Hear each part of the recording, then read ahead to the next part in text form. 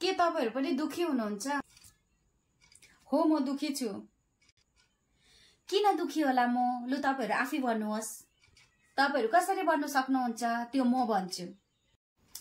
तपाईहरुकोमा पनि content monetisation आएको छैन होला, या त कति जनाकोमा आएको छ होला। आउनेहरु त यति बेसी खुसी छ, यति बेसी खुसी छ। कन्टेन्ट मोनेटाइजेसन भनेको चाहिँ के हो भनेर म आज यो भिडियो तपाईहरुलाई बताउँदै छु है। कन्टेन्ट मोनेटाइजेसन चाहिँ पहिला चाहिँ के थियो भन्दाखेरि स्टारबाट दिन्थ्यो तपाईलाई, एड अन रिलबाट दिन्थ्यो, बोनस दिन्थ्यो, इन स्ट्रिम एडबाट, ट्याक्सबाट दिन्थ्यो हैन। अहिले चाहिँ तपाईलाई कन्टेन्ट मोनेटाइजेसनले यो सबै मिलाएर प्लस पहिला स्टोरीबाट दिन्थेन पैसा, अहिले चाहिँ स्टोरीबाट पनि दिदैछ, in stream एडबाट दिदैछ, स्टारबाट दिदैछ, बोनसबाट दिदैछ, add on रिल्सबाट दिदैछ, subscription सबैबाट मिलाएर चाहिँ तपाईलाई पैसा दिदैछ। तर पहिला जति आउँदै थियो, इन्कम हुँदै थियो, त्यो भन्दा चाहिँ तपाईले बेसी, झन्डै झन्डै तपाईले डबल जस्तो नै तपाईकोमा चाहिँ डलर आउँछ, पैसा आउँछ।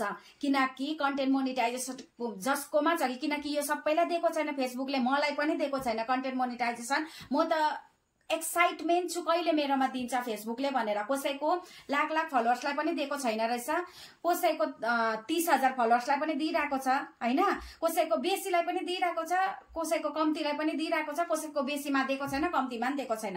त्यस्तै गरेर नदिनेमा चाहिँ म पनि छु हैन। म चाहिँ वेटिङमा छु, किनकि म चाहिँ एक्साइटमेन्ट छु। कन्टेन्ट मोनेटाइजेसन टोल दियो भने चाहिँ फेसबुकले चाहिँ अहिले जति हामी अर्न गर्दैछु त्यो भन्दा बेसी हामी अर्न गर्नु सक्छु। त्यो कारणले गर्दा तपाईहरुकोमा पनि कन्टेन्ट मोनेटाइजेसन आएन भनेर टेन्सन नलिनुहोस्। यो कन्टेन्ट मोनेटाइजेसन चाहिँ भनेको चाहिँ के हो भन्दाखेरि चाहिँ यो पनि तपाईहरुलाई कतिजनालाई थाहा छैन होला, यो कन्टेन्ट मोनेटाइजेसन के हो हैन। नयाँ अपडेट के दिएको हो फेसबुकले भनेर। यो चाहिँ के हो भन्दा रियल कन्टेन्ट जुन चाहिँ छ तपाईहरुको, तपाईहरुले रियल कन्टेन्ट बनाउनु हुँदैछ भने तपाईहरुको रियल कन्टेन्टमा चाहिँ पैसा दिन्छ। रियल फोटो, ताकि अर्काको फोटोहरु ल्याएर तपाईले अपलोड गर्नु, त्यस्तोमा चाहिँ पैसा आउँदैन। तपाईले चाहिँ रियल आफ्नो फोटो या रियल भिडियोहरु, रिल्स पनि रियल हाल्नुपर्छ। लङ भिडियो हाल्नुभयो भने नि तपाईको आफ्नो कन्टेन्ट हुनुपर्छ हैन। त्यसमा त्यो सबैमा कपिराइटहरु भएको हुनु हुँदैन। त्यसमा चाहिँ तपाईले पैसा अर्न गर्नु सक्नुहुन्छ। र जसको आएको छैन टेन्सन नगर्नुहोस्। मैले सबै कुरा बुझ्दाखेरि चाहिँ फेसबुकले चाहिँ सबैलाई दिन्छ। तर अहिले जस्ट यो नयाँ आएको हो, कसैले नयाँ आउनु बित्तिकै पाएको छ, कसैले चाहिँ पाएको छैन।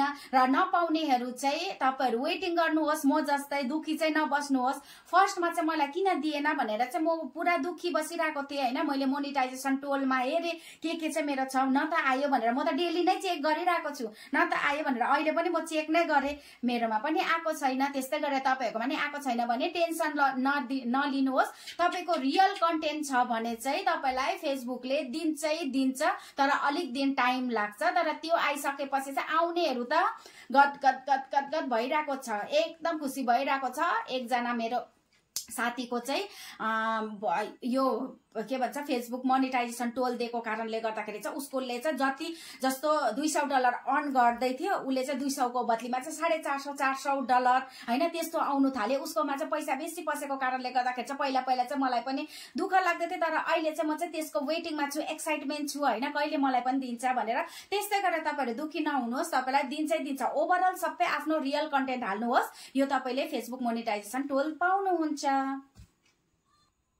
यो जति पनि अहिले नयाँ आएको अपडेट फेसबुक मोनेटाइजेसन टोलको बारे लिएर विषय लिएर चाहिँ फेसबुक कन्टेन्ट मोनेटाइजेसन टुलको बारेमा जति मैले जानेको छु त्यो मैले तपाईहरुलाई बताइदे, शेयर गरिदे हैन। अहिलेसम्ममा मैले यति नै मैले जाने हैन, यही चीज हो। मैले जति पनि मैले इन्क्वायरीहरु गरे, जति पनि बुझे, अहिले फिलहालको अपडेट चाहिँ यही हो। आउँदो अझै पनि नयाँ अपडेटहरु केही छ भने तपाईहरुलाई म शेयर गर्ने छु। यसको लागि चाहिँ तपाईले मेरो नयाँ अपडेटहरु म शेयर गर्दै जाँदै छु। त्यसको लागि तपाईकोमा मेरो नयाँ अपडेटको भिडियोहरु आउनुको लागि चाहिँ के गर्नुपर्छ भन्दा तपाईले चाहिँ मेरो सब्स्क्राइब गरिदिनुपर्छ, च्यानललाई शेयर गरिदिनुपर्छ, लाइक गरिदिनुपर्छ, कमेन्ट गरिदिनुपर्छ। यति गर्नुभयो भने, सब्स्क्राइब गर्नु भएन भने चाहिँ मेरो अपडेटहरु तपाईले हेर्नु पाउनु हुने छैन फेरि। किनकि जति जसले अपडेट गरेछ उसकोमा सबभन्दा पहिला चाहिँ भिडियो जान्छ, त्यो तपाईहरुलाई थाहा भएको कुरा हो। तपाईहरुले फेरि पछाडी हेर्नु सक्नुहुन्छ फेरि, किनकि तपाईहरुले